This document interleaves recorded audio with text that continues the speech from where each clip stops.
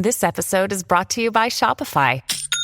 Forget the frustration of picking commerce platforms when you switch your business to Shopify, the global commerce platform that supercharges your selling wherever you sell. With Shopify, you'll harness the same intuitive features, trusted apps, and powerful analytics used by the world's leading brands. Sign up today for your $1 per month trial period at shopify.com/tech, all lowercase. That's shopify.com/tech. At Sephora, we've got what you want because you're obsessed with your skin and we're obsessed with what it needs.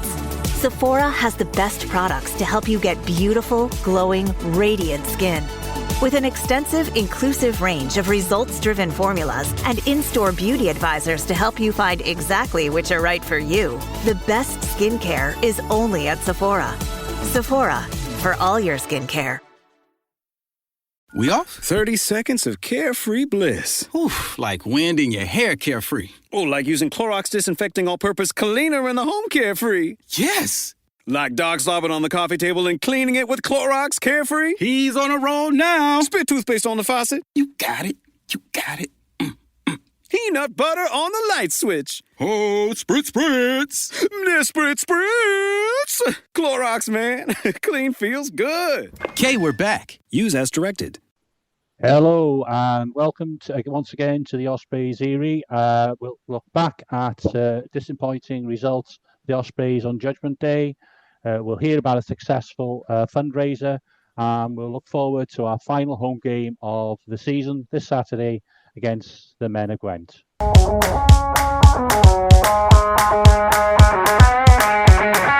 This is the Ospreys Erie.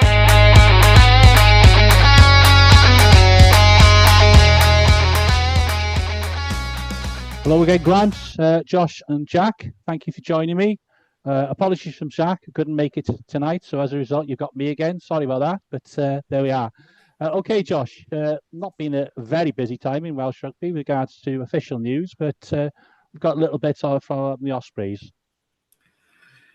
Yeah, unfortunately not too much good news from an Ospreys perspective. Mark Jones confirmed in his press conference last week that Rhys Davis and Morgan Morris were both likely to have surgery on their respective injuries, and are not likely to feature again for us this season. He didn't confirm whether they might or might not be available for Wales for their summer tour. So there's still hope potentially one or maybe both could be involved in that still. So that's positive from their perspective. Further injury news, I guess he also mentioned that Will Griffiths and Harry Deves back in full training. So hopefully they might be there or thereabouts for our end of season run-in. So that's great news for a back row perspective. And then, yeah, the only final bit of news is rumoured today that Steve Tandy might or might not have been offered the Wales coaching gig. Obviously, ex-player for us, ex-coach. Yeah, Grant, what are your thoughts on that? Well, Steve's been away from the Welsh game now for 7 years since he left the Ospreys. And since he's been away, you know, he's sort of proven himself wherever he's been at Brumbies and then Scotland defence coach. So, yeah, he was a young coach when he's with us. And you look at the way that his teams are performing, and it looks like they're on the right path, and hopefully Steve's on the right path as well. He definitely knows how he wants to play a game. I've talked to him a couple of times, and he understands there's a way of playing rugby. So, I would have thought that's would have developed over the last few years, and fingers crossed, okay, we're gonna get someone who's fairly battle hardened anyway in terms of and the Welsh public and the way that Welsh rugby is in general. So if he does get the role, I wish him all the best. Yeah, definitely. Obviously he hit the ground running, didn't he, with the Ospreys, and we won the league that first year, and it went a little bit down on there. But he was a young man, and anybody new in any job takes a little bit of time to further develop. He's had very wide experience thereafter. So yeah, but it's only rumour at this point, isn't it? and I'm sick of rumours. When there's something solid around this, any Ospreys news or Wales news, yeah, they're fed up with rumours. Let's have some facts come out of that. Yeah. Okay, we will need to talk about Judgment Day. Unfortunately, we could come off the wrong way in regards to results. I've got my views on the game, but I'll save those for now. So, Jack, can you give us your thoughts, please, to start us off on our loss to Cardiff on Saturday? Well, in my notes after watching the game, I've got written here in big hangover, and that's not to describe where everyone was after being a Judgment Day.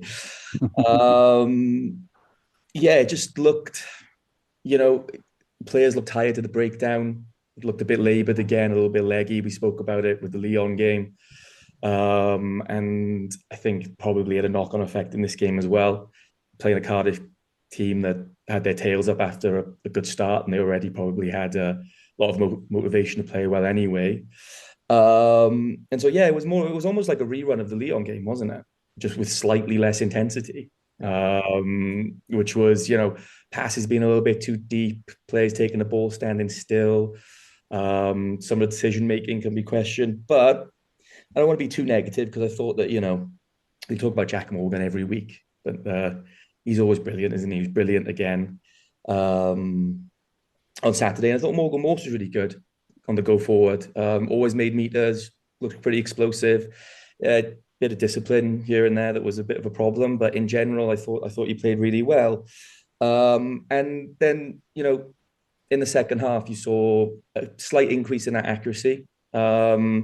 The bench made a difference, which is good to see as well. We talk about the depth that the Ospreys had compared to other regions, and I thought that showed to an extent. And then at the end, as they were going out to try and win the game, and they just kind of got picked off with 2 tries, which was slightly disappointing, which made the scoreline look a bit kind of worse than really it should have been in the end. But all in all, I think that it's it was first half was disappointing. Second half was an improvement in the accuracy. And yeah, I think, I don't like to say it, but I think that's probably it for the season, even though Mark Jones seems to think if they can win all 3 now, which they, you want to say they could, because it's sport, it'll be hard, then maybe they'll get a playoff place, but that's, it's going to be difficult. So, that was kind of my take on it, really. There's not much to kind of write home about in terms of excellent performances and so on after a game like that. But to be positive, I think that Morgan Morse, for instance, coming on, it'd be nice to see him play a lot more next season, I think. And just disappointed. I think disappointing few weeks for the Ospreys after such a positive kind of run of matches. But swings and roundabouts, isn't it? Yeah. Grant, you were there. What do you think? I'll just say, yeah, Jack has an absolutely spot on summary. I agree with all that. It felt really flat then. It almost, as you said, feels like an echo of a lot of what was going on the previous week against Lyon in terms of one-up runners, not getting much change going forward. And the surprise is, I think we thought we'd have the upper hand over the Cardiff pack, and we just hit a red wall, didn't we? So the fact that we weren't getting over the gain line with, our plan A, effectively, when we went to plan B in terms of going deeper and a bit wider, it was a bit loose again. But then you look at the try that Will Spencer scored at the end, and when things click, it's still spectacular, isn't it? But there just wasn't enough of that. But generally, there was a lot of really down people coming up to the game. But watching the game back on TV, I don't think we were as bad as my initial impressions being at the game. I think everyone was just really down. You don't want to be losing against Cardiff on Judgment Day. Doesn't happen that often. So I think there's a lot of disappointed supporters, a lot of disappointed players as well again. Josh, did you think tactically we got it right going into the game? I think if you look at the stats, possession-wise, we had 60-odd% possession, territory similar, 60-odd% territory. But just watching it back, I think Grant alluded to it there. There's a lot of one-off runners off 9.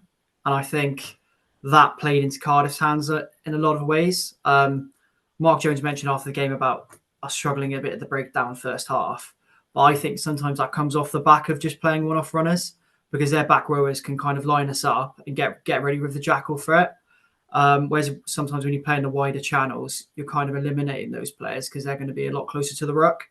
I think from a tactical perspective, I love Keith. I think he's absolutely class. He runs through brick walls, and I think he was brilliant again today. Sorry, not today, but in the last game, he's topped the successful carries 12. But for me, my worry with playing him at 12 is that he isn't a second distributor. And I think Walsh has offered that a lot this season. But when you got Keith, you're just going to give him the ball and he's going to go hard and he's going to go straight. I would potentially, looking forward, maybe look to shift him to 13 just to get us the second distributor, even if I think we looked a lot more dangerous when Owen Williams came on. We had to look a lot more creative, having that second ball player moving. I think we moved Keith out one. So I think I'd be tempted to do that, even play Phil Thoppensinger at 12 as a second ball player. Because I just think, I just think from my perspective, there was a lot of times I was watching the game on TV and I've seen the game back where we had numbers, we just weren't able to get the ball there. And even with Will Spencer's try later on, it was essentially a ball at the back to Dan Edwards, a missed free pass over three players who were basically standing in a straight line, as opposed to having any sort of change direction, changing lines. If Vardy Bolshoff had overrun it, a great offload by Keith and a really good finish by Will Spencer. But for me, it's concerning that all that great rugby we were seeing a few weeks ago has kind of disappeared a little bit, and that's going to happen with injuries. In fact, we've got new players coming in. But I think with that amount of possession, that amount of territory, you'd want to convert a bit more of that into points. I think our style of play probably held us back a little bit in that respect. You've got to give credit to Cardiff as well, haven't you? Yeah. I don't want to say any more than that, mind, but you've got to give credit to Cardiff. They defended really well. Do you think, I was looking at some stats as well, I think Cardiff kicked almost twice as much as us, and the meters they made off kicking. Dan's a very, very young 10, and I think sometimes when things don't go his way, as perhaps has happened the last two games when there's been a really good, well-organised defence, I think we perhaps some of that inexperience does show, and maybe there's more that the scrum halves could be doing to help him there, to take a little bit of responsibility off his shoulders. That's just to. But I think Mark in his interview afterwards was saying that we just increased our accuracy as well, didn't we? We stopped dropping it. We and all of a sudden we were back in the game. I agree. I think Cardiff particularly defended well. I would drive him more. We didn't really look like going anywhere with that. It was just. It wasn't in hindsight, it wasn't a awful performance, but it was certainly could have been better. Did you agree with the selection? Do you think we should have freshened it up a bit more, or do you think it was the right amount of changes? I think it was the right amount of changes, considering the enforced changes that had to be made because of the injuries. I mean, you got a whole new second row kind of unit in there. Scrum half was changed as well. Number 8 was changed. You don't want to start like ripping it up further. I do wonder why. I do agree that if one-up runners aren't working, I do also agree with Josh there. Why not bring Owen Williams on as a second distributor or something, along those terms to try and change it a little bit. And also that can also help Dan Edwards, who wasn't having, a vintage game. But I think in terms of like the team that went out there, it should have had enough to not be overpowered as much as it did in the first half in terms of with the mauls and scrums and so on. So I wouldn't have gone with more changes. Okay, unless anybody's got anything else to say about Saturday, we'll move on from the game anyway. But we'll talk about something that was successful on Saturday. Grant, do you want to tell us a little bit about your day? Yeah, my day started probably a little bit earlier than most people. Maybe not you, Nick, depending on when you travel down. But about 44 riders, cyclists set off from the Swansea.com at 8 o'clock on Saturday morning. and cycled our way to Cardiff to raise money for Ospreys in the community again. It was great to see a selection of riders who've been on the last couple of big rides to Dublin and to Paris. It was really good to see a lot of new people turn up as well, cycling with us for the first time. So hopefully we can sort of spread the word in terms of what Ospreys in the community do in terms of Action for Children programs and Sport in Memories programs, where there's a lot going on in the community. We did have a massive fundraising target this time. This time was really about sort of promoting and expanding the right to rugby concept. But I've got to say, where they started off pretty miserable and perked up throughout the day. But who would believe that you can make the journey between Swansea and Cardiff stretch to 55 miles? Definitely zigzagged away. As soon as we got to the Vale, we definitely zigzagged away around South Wales. I can't believe there's like 20% gradients around the Vale as well to go up. But I do know. I definitely know that. Well done, and obviously I'm sure they've probably been very busy. I've seen a few clips. The Ospreys in the community busy doing the kids camps over the Easter holiday, and as you say, they also do a lot with the older people as well. So I think it's very much a very important part of the club and a very successful part of the club, and the people who are involved, do very, very well, and also the support they get from the supporters club. I'm sure they value that very much. Yeah, if people don't know what Ospreys in the community do, Google them. They're not part of Ospreys Rugby. Okay, it's another part of, if you like the word franchise, is part of the Ospreys franchise, but they're independent of the rugby club itself. Okay, but they work really closely with the club and with the supporters and do a lot in the community. Okay, just if you are enjoying the podcast, please give us a like, or better still, pass on the information to a friend or family, and please subscribe. Okay, back to you then, Grant, please. I think there was some talk about the attendance on Saturday. It was more than we were there last year, but obviously there was a full round of regional results, and maybe that's something the rugby union, maybe if they are going to continue with Judgement Day, and maybe want to look at. That for instance, if there's an international, there's far fewer regional games, but there was obviously it's the business end of the season for everybody, promotion, relegation, and so on. So there's a lot of potential people who might have gone down on Saturday who were involved in their local clubs. But again, that's a slight aside. So over to Grant then for the regional results from Australia. Okay. Chip in and interrupt whenever you want, otherwise I shall work my way through from the top. National League 1 West Central, Nantyffyllon 28, Bridgend Athletic 35. So Athletic are top of the league with 2 games in hand. Uplands are already done, so well done to Bridgend Athletic. Skewin with a narrow win over Builth Wells, 25-24. Moving on to League 2 West Central, Brynaman 25, Abercrave 23. Mumbles 31, Hale Cave 21. Hale Cave still uncatchable at the top of the table there. All right. League 3 West Central, Carmarthen 71, Tonnan 19. Bit of a local derby over the top of the hill. It's the biggest points total of the day. Tonmouth 49, Bridgend Sports, 0. Nantymoel 7, Neath Athletic 53. That's the biggest away win of the day, and Neath Athletic are table toppers there. League 4 West Central, Britain Ferry 21, Seven Sisters 36. And Seven Sisters climbed to the top of the table there, above the Rigos. League 5 West Central, Bonamine Athletic 20, Dunvant Athletic 19, close one there. Glencorru 10, Banwan 19. Moving on to National League 1 West, Wynalwy 34, Hendy 12.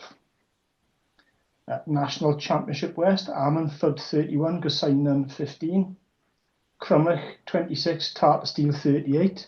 Tartar top of the league, but Athletic Wanderers still have got 2 games in hand and could pull that back.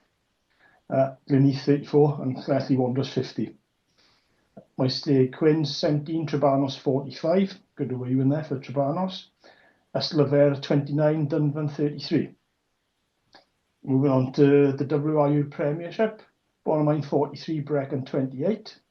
Cardiff Met 17-33.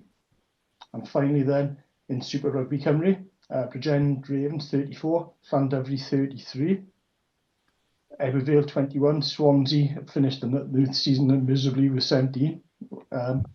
And final result of the day, RGC 54, Aberafan 34. So Super Rugby Cymru has not been great for the Australian teams, all three of them the bottom half of the league. Yeah. Going back to, I saw something that Ollie Burrows, I think he's a hooker who's on Dragons books, young hooker. I think he's the coach at Neath Athletic. He's developing his coaching, and I think they won the league. I think, are they in there? I think so. Sure. I'm pretty sure Neath Athletic. Yeah, they're tabletoppers. I don't think so fair play to him. Yeah. So he's obviously a local boy. Even though he's down at the Dragons. Son's given up his time outside of his own professional commitments, so that that's to be applauded as well. Okay, since we talk about the Dragons, we'll talk about our last home match.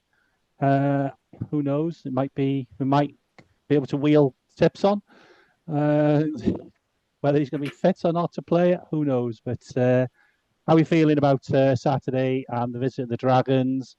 I thought they were better in their game than they have been for a while. But as I say, it's a game that hopefully we can get a result in, because we are in an unfortunate position that we could potentially be looking at 3 consecutive losses for the first time, both in the league and in actual back-to-back fixtures. So I don't think we want that, do we? Whatever happens the rest of the season. So who wants to kick off talking about Saturday? You want to go first? I'll carry on if you want. Like that. Get you out of the way. I'm talking about, but it's almost inconceivable in the way we've played in the middle part of the season that if the Dragons beat us, we'll end up bottom of the Welsh Shield. Unbelievable that we could end up there when you look at it. Really good away game. Winning against Scarlets, drawing against Cardiff, and apart from that's all we've managed. So it almost feels like we almost want the season to end, but we've still got 3 games to go, and it's really important that we try and finish this season in at least a little bit of style, especially at home. And you'd like to think that, especially as Josh said, if you've got people like Harry Deeves potentially available and Will Griff, then that's fantastic news considering where we've been with injuries the last few weeks. So fingers crossed. I think forwards wise we've got some choices. Backs wise, it's almost like the side is nearly picking itself, but let's see. Jack? It's almost like the worst way to end a season, isn't it? Having Welsh derbies, because you never know how they're going to go. You'd almost rather be playing some other teams where you can kind of have a guess of what's going to happen. It's difficult to say because you don't know what team he's going to put there either. Like now you're in this like kind of difficult situation of like, I think the players do need a rest, but we're also looking at 3 losses in a row. So do you put the same team out and hope that they can pick themselves up, or do you make changes and give those players a rest going into South Africa and then risk the Dragons turning up and playing, like they did on Judgement Day? But they always play well on Judgement Day, and so it's really hard to say now. It's a hard one to kind of look at and see where you go with it and what Mark Jones does in terms of his team selection. And the idea of finishing bottom of the Welsh Shield is it's a surprise, isn't it? And it's a difficult. It's all of a sudden become a very difficult game, actually. And when you're talking about a team that's bottom of the league, that's a strange thing to say. It's almost because you'd expect a win that it becomes a lot harder when you're on this run. So difficult one to call, and I'm not really looking forward to it, to be honest. Josh? It's hard to predict, isn't it, after the last couple of performances. I probably would make changes if I was Mark Jones. I'd look to bring in probably Gareth Phillips at loose head, give Gareth Thomas a rest. I think Gareth Phillips has been really impressive when he's come on, and he needs more game time if we're going to look to, if he's going to be our second choice loose head going forward. Again, similarly at tight head, I don't think Dragons, famous last words, pose the same threat at scrum time as other teams. So is it a chance to maybe get Ben Warren some more game time, give Tom Beaufort a rest? He's 34. Is it time to potentially give Ben Warren a bit more time? Similarly, I'd probably look to start Will Spencer. I thought he made a big difference when he came on. He was good, wasn't he, when he came off the bench? Yeah. Oh, he's class. Yeah, I really like James Ratty, but I personally prefer him at 6 and having a bigger 6. I think he's a lightweight second row, a big 6. So I potentially look to maybe move Ratty to the back row, move Will Spencer into second row. Again, if Deeves is fit and Tipperick isn't, then I'd probably go with Deeves at 7, maybe give Jack a bit of a rest before the trip to South Africa, maybe put him on the bench. So yeah, I would probably rotate more in the pack. In the backs, I'd probably keep it relatively consistent. Maybe move Keith to 13 and try either Owen Williams or Thockersinger at 12. Give Boshoff a rest. Not that Boshoff's been poor, he's been brilliant, especially defensively for us. But yeah, I'd probably ring a few changes. I think Dragons going to be a big challenge. Them having players like Angus O'Brien back is a big boost for him. I think he's a very underrated regional player in a lot of areas. So yeah, I think it's going to be a tough game. It's definitely certainly not going to be a walkover. No, I think it's a tricky game, isn't it? As we've alluded to, I think we need to freshen things up. And I think I would do with the swap with Derry coming in to start, because he made a difference as well when he came on, and Jack going to the bench, or even if Tips, obviously, should Tips be able to play, obviously I would want Tips involved, even if he's only on the bench, just to come on, say to farewell to people. So, I thought Morgan Morse, as I think we said, has definitely got something. He's a young player. He makes mistakes, which you expect from a young player, but he does things that great though Morgan Morris is, he can do things that even Morgan Morris isn't able to do. So I certainly would start Morgan Morse at 8. I think we sort of feel that if we play anywhere near our potential and a bit more accuracy, and perhaps a little bit more variety in a game, I think we should come out on top. But I just think it's hard sometimes after 2 losses, 3 consecutive games. So, they're emotionally tired, if not physically tired.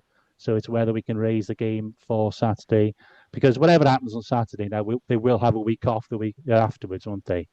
Before they go to South Africa. So is it a case of saying to some people, well, yeah, I know you're knackered, but you just got to go again, and give them maybe some time off with the family next week, before they go back into training, and obviously the long flight to South Africa. So so hopefully we can finish the season with a little bit of a flourish. I've been looking at some of the stats. I think to finish 8, obviously we got 50 points last year, and we just got in. That's round about the mark. I think there was 1 year when there was, since URC started, 49, just got in. But even if we win these 3 games, we've only got, and with bonus points, we've only got 48. So and that's going to take some doing to get 3 wins with 4 tries in 2 of those in South Africa. So for me, it's about certainly finishing strongly at home, getting a good win, and then just going to South Africa and hopefully getting some results there. But we'll see. So it's prediction time. I can already predict Grant's prediction. So I'll leave Grant to last. And I'll start with So last I think last week I said we win by 14, didn't I? So I regret that now. So I'm going to be more conservative this time. I say maybe win by 7. We'll go for a try, convert a try. Okay. Good. Josh? Let's go Ospreys by 5. And Grant, don't let me down now, Grant. I know, please don't let me down. I'm going to let you down, Nick. I think there's going to be some sort of backlash from the boys. I think we win by 12. Oh, wow. Plus. Excellent. I'm very happy on that. I'm a bit more conservative. I'll go Ospreys by 5 as well, but I'd be absolutely delighted if Grant is correct.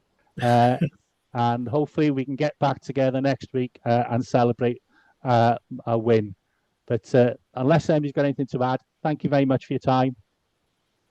If you think about going to the stadium, get down there. It's the last game in Swansea.com this season. Might have a couple before Christmas, but this is almost a goodbye to the stadium as well, isn't it?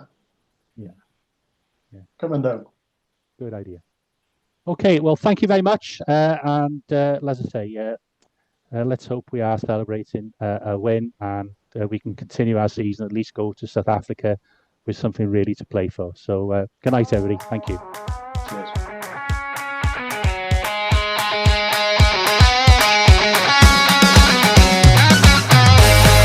That was the Ospreys Alley. Please rate, review and share on socials if you can, and join us next week for more of the same. And until then, enjoy your rugby.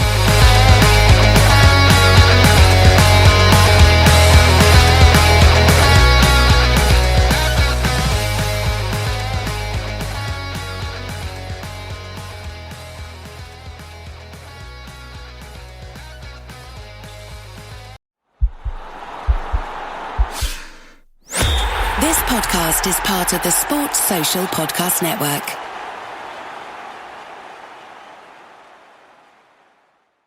Hi, I'm Kristen Bell. Carvana makes car buying easy. Isn't that right, hun? Dax? Sorry, did you know about this 7-day money-back guarantee? A week to evaluate seat comfiness, you say? A week of terrain tests? Yeah, I can test the brake pad resistance at variable speeds. Make sure all the kids' stuff fits nicely. Make sure our stuff fits nicely. Oh, Right. Still need to buy the car. Getting ahead of ourselves here. Buy your car with Carvana today.